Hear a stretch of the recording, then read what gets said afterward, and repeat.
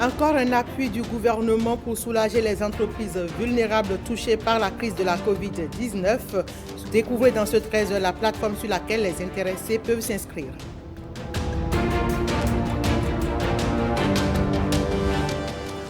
Les danses du Bénin mises en relief en France par les Pépitas d'Adjara. C'est à la faveur du Festival des patrimoines et danses du Bénin. Jérôme Humbo vous propose un zoom sur l'événement dans cette édition.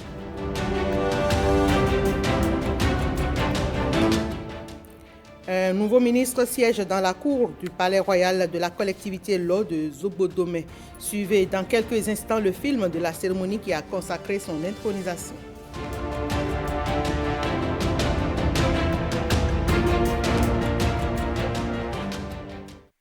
Voilà pour le sommaire de ce 13h. Bonjour et bienvenue à tous. Validation technique du plan stratégique de la recherche et de l'innovation 2021-2025 au Bénin. Les travaux ont démarré hier lundi 30 août à Abomey et l'atelier va contribuer à la mise sur pied progressive de l'arsenal pour permettre de booster le secteur de la recherche et de l'innovation afin d'en faire un levier de développement du Bénin. Je vous invite à écouter le directeur de cabinet du ministère de la Recherche scientifique à l'ouverture de cet atelier. Il est au micro de Fifame Salomé Atadeji. Notre pays, le Bénin, un si beau pays qui lutte inlassablement pour son développement, ne saurait se soustraire de la dynamique internationale visant à promouvoir la recherche et l'innovation en tant que vecteur du développement des nations. Sur ce chemin, qui se caractérise par une attention soutenue du gouvernement, se notent depuis un certain temps des avancées assez significatives. En effet, après plusieurs années de gestation, la politique nationale de la recherche et l'innovation a connu sa validation, fruit d'un travail de collaboration et de concertation entre les divers acteurs du secteur de la recherche et l'innovation. Un processus totalement inclusif, donc a permis, entre autres, de renforcer l'autonomie et la responsabilité du cadre institutionnel et du personnel de la recherche et l'innovation, d'accroître l'adaptabilité de la recherche et l'innovation, puis enfin d'améliorer l'offre de financement et la capacité financière de la recherche et l'innovation en République du Bénin. Nous voici encore aujourd'hui réunis autour d'un tournant majeur de la dynamique en cours. Au cours de ces 3 jours de travaux, les politiques, stratégies, programmes et actions axés sur la recherche et l'innovation qui existent au niveau des différents acteurs de la recherche seront examinés. Les actions prioritaires de la recherche et l'innovation sur la période 2021-2025 seront connues et ordonnées. Bouffée d'oxygène annoncée pour les entreprises béninoises. Pour une nouvelle fois encore, le gouvernement vient en appui aux petites et moyennes entreprises. Un appui qui s'étend aussi à celles informelles. Il s'agit des entreprises vulnérables touchées par la crise sanitaire. Pour être bénéficiaire de la mesure, il faut bien sûr s'inscrire sur la plateforme mesurecovidfinance.bj. Quel est le bien fondé de cette décision et comment est-elle accueillie par les acteurs concernés? Élément de réponse avec Lenaïk Agbazaou, Daniel Ada et Bruno Kotebo. Chiffre d'affaires à la baisse, ralentissement des activités, difficile gestion du personnel et des charges. La Covid-19 n'est pas restée sans impact sur le monde des affaires. La crise sanitaire a notamment asphyxié les petites et moyennes entreprises. Beaucoup d'entreprises de notre secteur, comme d'autres, ont fermé. Et celles qui n'ont pas fermé vivotent.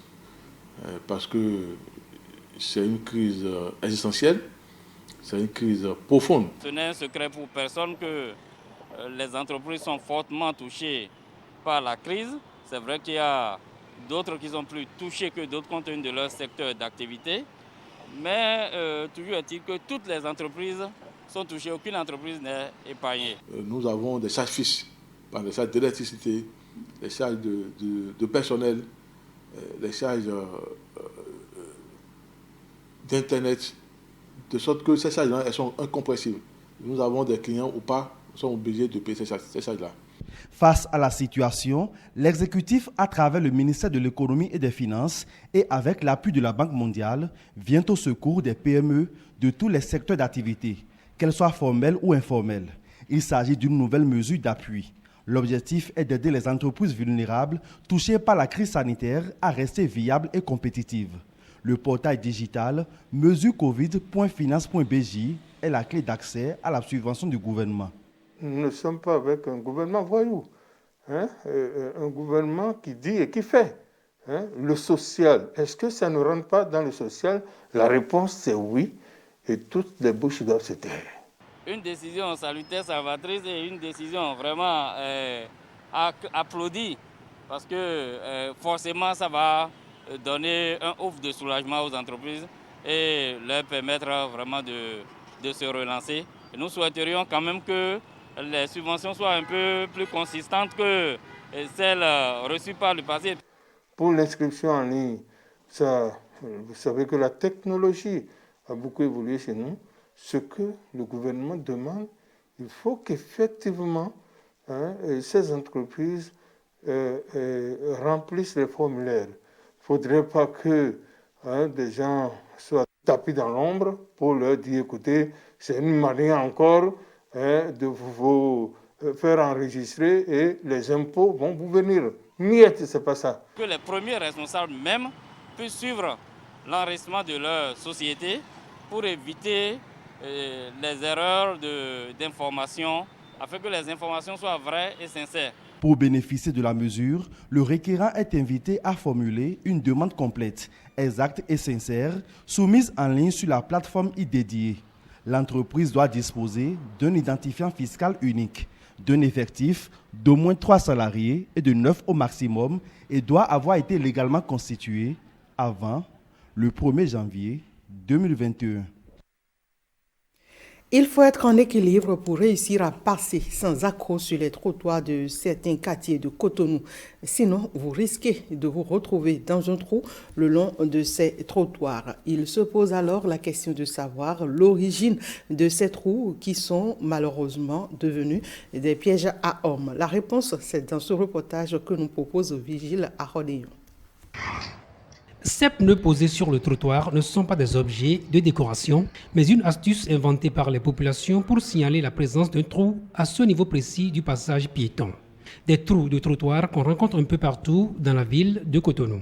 Le phénomène est plus visible à Bégamé, à Fidjorsé et surtout le long de la voie pavée d'Agla. Des pièges à hommes que côtoient les populations au quotidien.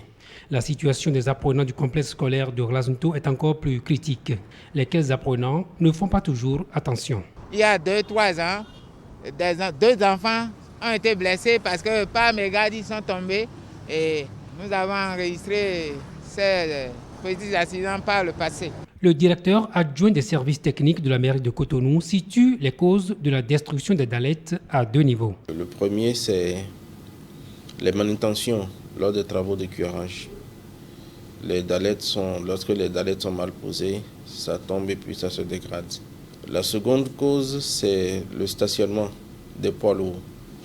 Ces dallettes, en fait, c'est des dallettes de rue qui ne sont pas dimensionnées pour recevoir les poids lourds. Et dès que ces poids lourds montent là-dessus, ça se casse, ça se brise. Et ça tombe dans les ouvrages d'assainissement. C'est ça qui explique les trous que nous observons un peu partout dans la ville. Ces couvre-caniveaux détruits ne sont malheureusement pas remplacés à temps. La nature ayant horreur du vide, les populations ne se gênent plus quand vient le moment de jeter leurs ordures. Il faut que le gouvernement prenne des mesures pour éviter ça. Pour le bien de la population béninoise et pour nos enfants surtout, ce serait bien que ces caniveaux-là soient couverts le plus tôt possible. Mais il faut au préalable faire l'état des lieux. Et à cet effet, des relevés de dégradation ont déjà été lancés par la nouvelle équipe de la municipalité. Il y a des contrats qui sont en cours de signature. C'est la procédure qui a traîné. Sinon, ils auront déjà démarré la reprise de ces dallettes, la fabrication des dallettes. Et je pense que d'ici là, avant la fin du mois de septembre, on aurait déjà réalisé quelques dallettes dans la ville afin de procéder à la fermeture de ces pièges à hommes. Il y a également les affaissements qu'on constate au niveau des chaussées et autres. Tout ça sera repris sur l'ensemble de la ville. Par ailleurs, il faut remarquer à côté de ces trous la disparition quasi systématique des grilles de protection des bouches d'égout arrachées nuitamment et vendues aux acheteurs de fer usagé. 128 décès de la COVID-19 enregistrés au Bénin à la date du 25 août 2021. Plus de 4000 cas actifs pour un total de 13 366 cas confirmés selon les données mises à jour à la date du 27 août dernier sur le site du gouvernement. Et ce regain suscite d'inquiétudes. Un opposant au régime Talon prône l'union sacrée pour faire barrière au coronavirus. Il recommande l'observance des gestes préventifs prescrits par le gouvernement et invite à se faire vacciner. Stanislas Lincoln et Benjamin Denayon nous proposent un extrait de son cri de cœur. À tout le peuple béninois, je voudrais lancer un appel solennel pour qu'il y ait une union sacrée pour barrer la voie à ça. Nous sommes déjà très pauvres pour faire face à une catastrophe sanitaire. Il faudrait que les gestes barrières d'antan, il faut qu'on puisse retrouver ça et surtout maintenant que nous allons nous vacciner. Même si nous avons quelques réserves par rapport à cela, il reste qu'aujourd'hui, c'est le seul moyen pour nous prémunir un tant soit peu de la catastrophe. Donc, je voudrais que les populations, à l'heure où nous sommes, fassent confiance aux autorités sanitaires. Parce que si la situation s'aggrave, ce sont elles que nous allons voir. Alors, faisons confiance à ce qu'ils nous recommandent en ce moment pour éviter la catastrophe. Des enseignants, des professeurs d'université sont tombés sous le coup de cette vilaine maladie. Essayons d'arrêter la saignée parce que c'est un débat de vivants, pas un débat de mort. Il faudrait que nous soyons vivants pour pouvoir régler les problèmes qui se posent à la communauté. Nous les voulons toujours aussi beaux les uns que les autres. Nos enfants, à l'école ou partout ailleurs, doivent se distinguer de par la consonance, l'esthétique de leurs prénoms. Eh bien, les prénoms, c'est de ça qu'il s'agit. Et cet identifiant qui sert à distinguer chacun en société est doté d'une signification qui suit parfois et très souvent le porteur positivement ou négativement. Par conséquent, nous prenons souvent de gros risques quand nous donnons à nos enfants des prénoms sans en connaître la signification.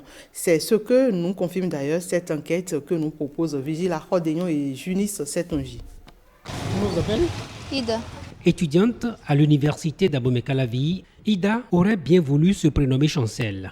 Mais elle n'en veut pas pour autant à ses parents car elle compte bien se rattraper. Si éventuellement j'avais une fille, elle s'appellera Chancel. Et si ce premier geste était un garçon, il s'appellerait Junior. Junior, c'est un nom que j'aime bien prononcer.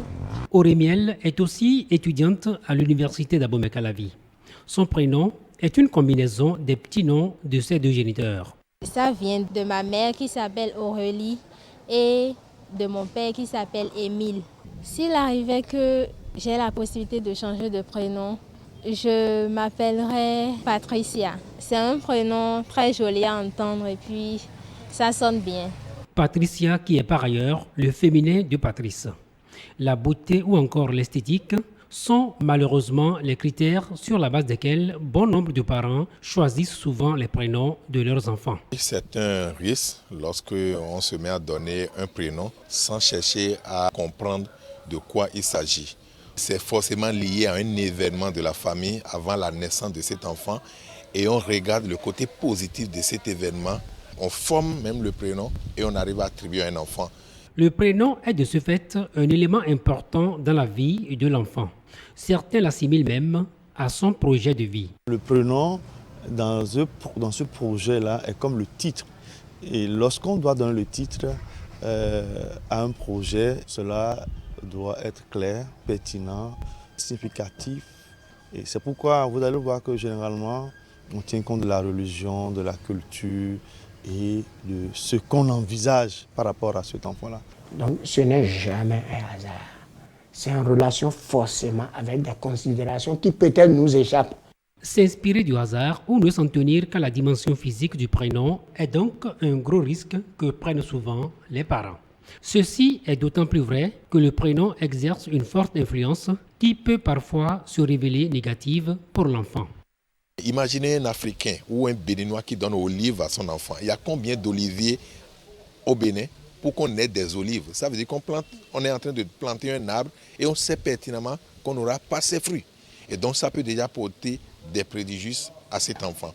Quelqu'un qui donne le prénom Rosa Salvaje à son enfant, alors que dans la littérature, ça veut dire Rosa la sauvage. Quand tu donnes Rosa la sauvage comme prénom à ton enfant, parce que tu as vu cela dans un film, est-ce que cela traduit le projet de vie que tu confères à ton enfant?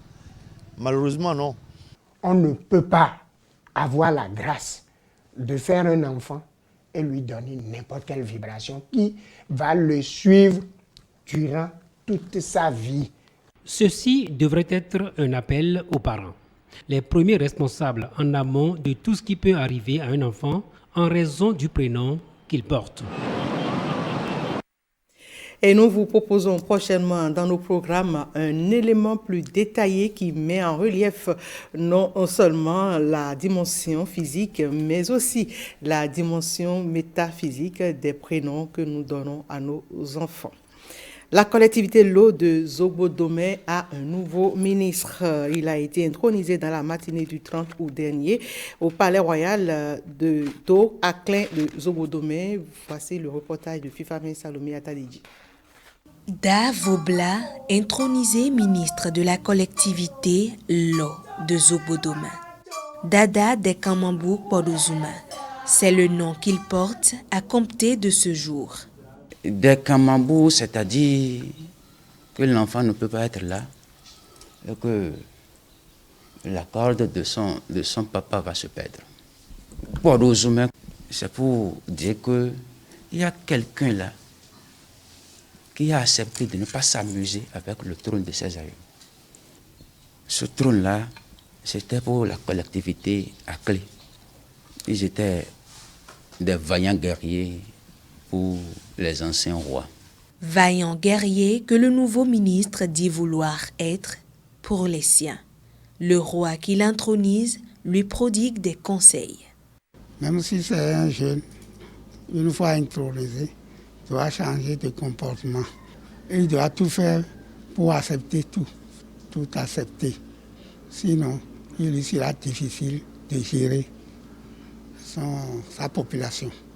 Dada Dekamambou Podozuma s'engage à veiller sur les intérêts de toute la collectivité.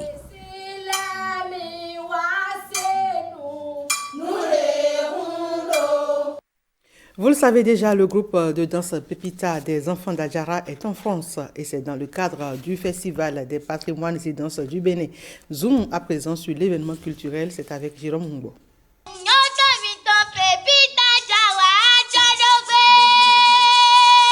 L'importance et la place qu'occupe la danse dans la culture béninoise vue dans toute sa diversité.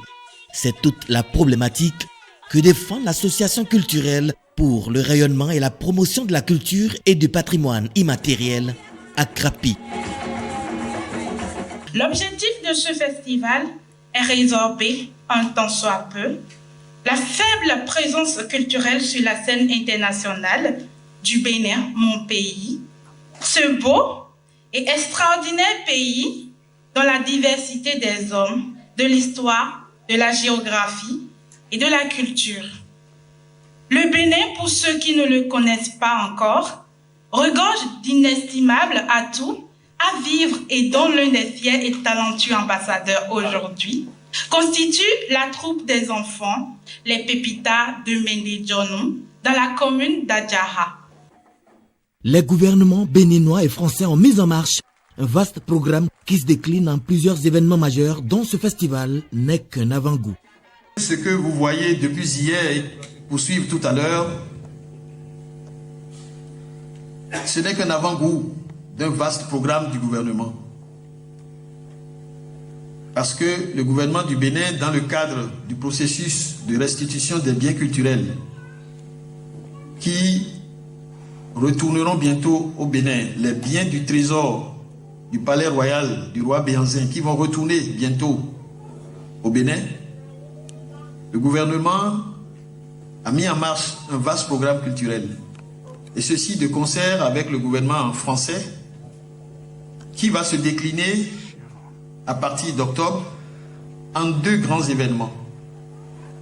Nous aurons du 26 au 31 octobre une semaine culturelle au musée Quai Branly Jacques Chirac où les 26 œuvres qui seront restituées seront exposées Et en plus de cette exposition, nous aurons des colloques scientifiques, nous aurons également des manifestations culturelles et artistiques variées de notre pays. Le deuxième événement très important aussi, décidé par le gouvernement, c'est une exposition mixte qui aura lieu ici un peu plus tard pour montrer la richesse des potentialités artistiques et culturelles dont regorge notre pays. Donc c'est une exposition mixte parce que ça va regrouper l'exposition des 26 œuvres, comme cela va se passer au niveau du musée Quai Branly, mais également nous allons magnifier les arts contemporains de notre pays. L'initiative a également été accompagnée par la plupart des organisations de la diaspora béninoise en France. La culture est ce qui nous rassemble, ce rapport à l'autre. Nos danses, nos biens culturels doivent être plus que jamais le vecteur d'une convivialité et d'une solidarité accrue. Et nulle part que dans la culture et ces moments d'émotion, partager ne bat le cœur du vivre ensemble. Je suis fier ce soir et heureux d'être participé à votre soirée, même si je ne peux pas rester parce que j'ai d'autres engagements. Mais j'étais là hier soir. Voilà, j'étais là hier soir et je peux vous dire que le spectacle que vous allez voir est extraordinaire. Vous allez voir vraiment un groupe de jeunes formidables, extraordinaires, sensationnels, il n'y a pas d'autre mot. Enfin, vous serez à même de juger le travail, la dextérité, la beauté, la danse, le chant, enfin, toute cette vie, tout ce qui touche à votre patrimoine béninois, à la tradition du patrimoine béninois.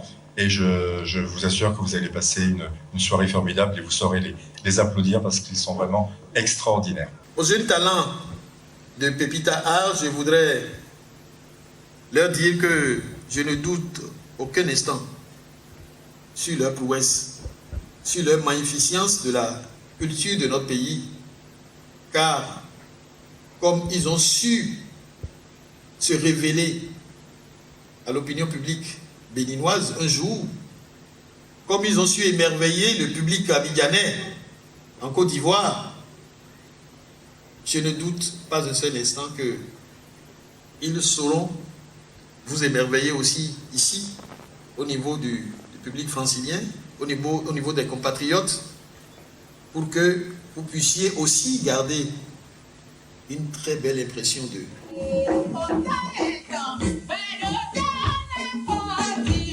Et sur scène, les pépitards ont joué avec plusieurs artistes, comme ici, avec le salsero Laurent Winsavi,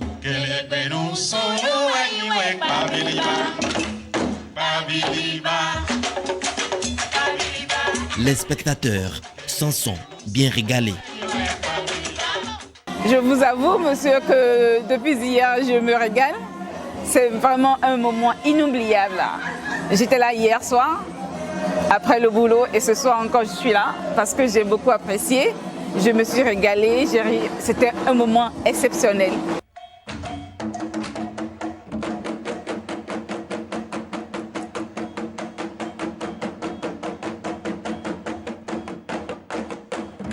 C'est un spectacle merveilleux. Je trouve que les enfants ont une performance exceptionnelle.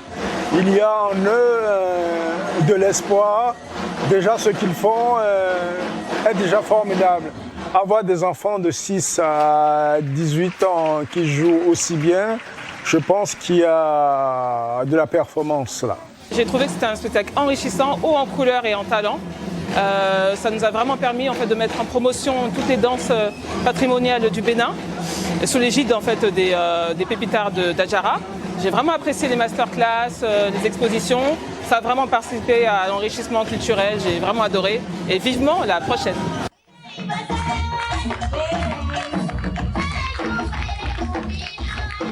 La pépinière de la richesse culturelle et artistique du village du Tambour, à Diarra, se révèle ainsi au monde parisien.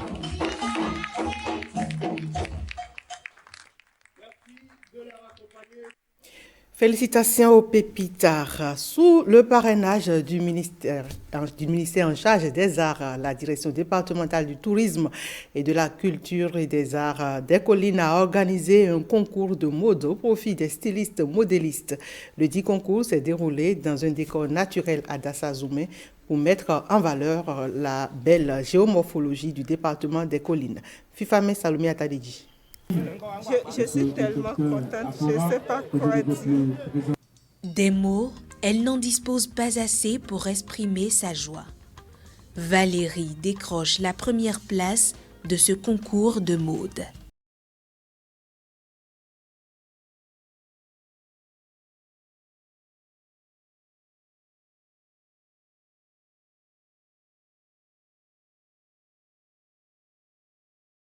À travers cette compétition, le ministère en charge des arts entend révéler les stylistes talentueux. Je suis vraiment sidéré. Je voudrais déjà demander à ces artistes de continuer, pas se perfectionner, pas s'améliorer, parce que vous savez, aujourd'hui, le monde évolue à grands pas. Donc, ils doivent se cultiver davantage afin de sortir le meilleur d'eux-mêmes. C'est mon souhait pour ces artistes. Et j'invite tous les cadres du département des collines à faire confiance désormais à ces artistes. 12 candidats prennent part à cette compétition, 2 par commune. Les 3 premiers reçoivent chacun une machine à coudre. Je voudrais féliciter particulièrement tous les lauréats et dire une mention spéciale à tous ceux qui ont été primés pour leur dire que c'est facile d'avoir un prix, mais c'est difficile de maintenir le prix. Cela veut dire que vous avez encore du travail.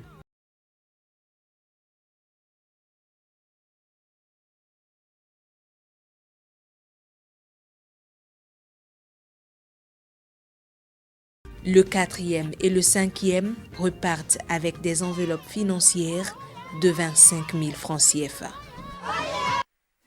L'interactualité à présent nous amène en France où le gouvernement impose le pass sanitaire aux travailleurs. Cap sera mis sur l'Allemagne où les 3 candidats potentiels successeurs d'Angela Merkel ont connu leur première confrontation télévisée aux États-Unis.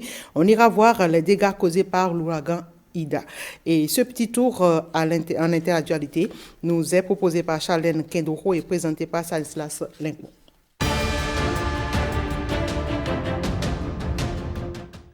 En France, l'instauration du pass sanitaire franchit une nouvelle étape ce lundi. Il est désormais obligatoire au travail pour près de 2 millions de salariés en contact avec le public. Les employeurs devront vérifier la validité des passes sanitaires de leur personnel jusqu'au 15 novembre. Cette obligation concerne aussi les bénévoles, les salariés mineurs, y compris les apprentis intervenant dans tous les lieux, établissements, services ou événements listés par le ministère du Travail. Il s'agit notamment des bars, des théâtres, des cars, des parcs d'attractions, des zoos, foires et certains centres commerciaux. Le porte-parole du gouvernement a promis au cours du week-end une semaine de souplesse, de pédagogie, de rodage et de tolérance, mais il y aura évidemment des sanctions ensuite, a prévenu Gabriel Attal. Le pass sanitaire est validé par un schéma vaccinal complet, un test négatif datant de moins de 112 heures et une attestation de rétablissement du Covid-19. En Allemagne, une page de l'histoire politique est sur le point de se tourner. À 4 semaines des élections fédérales, les 3 principaux candidats à la chancellerie se sont affrontés ce week-end lors d'un premier débat télévisé qui fut houleux. D'ici fin septembre, Angela Merkel va quitter le pouvoir après 16 années.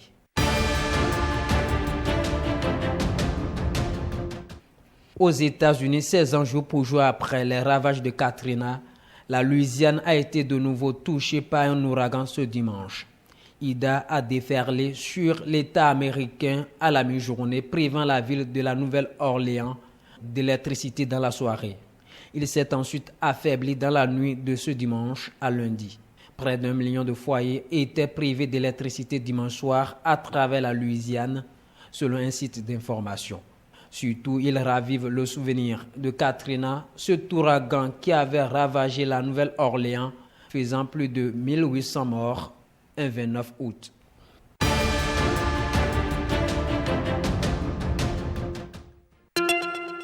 Attention, attention, la Covid-19 continue de sévir.